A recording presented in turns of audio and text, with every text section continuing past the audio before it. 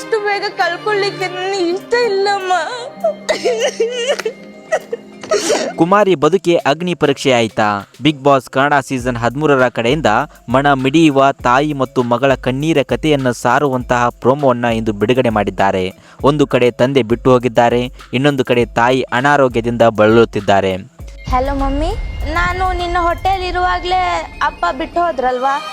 20 ವರ್ಷದ ಕುಮಾರಿ ತನ್ನ ತಾಯಿ ನನ್ನನ್ನು ಕಷ್ಟಪಟ್ಟು ಸಾಕಿ ಸಲುಹಿದ್ದಾಳೆ.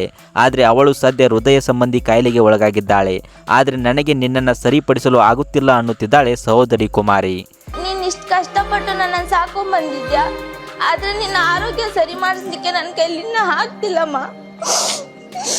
ತಾಯಿಯನ್ನ ಸರಿಪಡಿಸಿಕೊಳ್ಳಬೇಕು, ತಾನು ಸಮಾಜದಲ್ಲಿ ಒಂದು ಒಳ್ಳೆ ಸ್ಥಾನಕ್ಕೆ ಬರೋದು ಬೇಕಾಗಿಲ್ಲ ಕುಮಾರಿಗೆ. ತನ್ನ ತಾಯಿಯ ಆರೋಗ್ಯ ಸರಿಪಡಿಸಬೇಕೆಂಬ ಚಡಪಟಿಕೆ ಕುಮಾರಿದು. ಆದ್ರೆ ನಾನು ದಿನಕ್ಕೆ ದುಡಿಯೋ 150 ರೂಪಾಯಲ್ಲಿ ನನ್ನ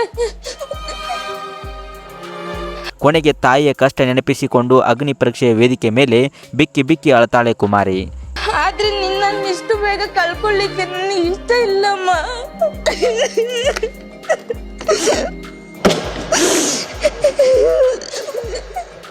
ಇದರ ಬಗ್ಗೆ ನಿಮ್ಮ ಅನಿಸಿಕೆ ಅಭಿಪ್ರಾಯವನ್ನು ತಪ್ಪದೇ ಕಮೆಂಟ್ ಮಾಡಿ.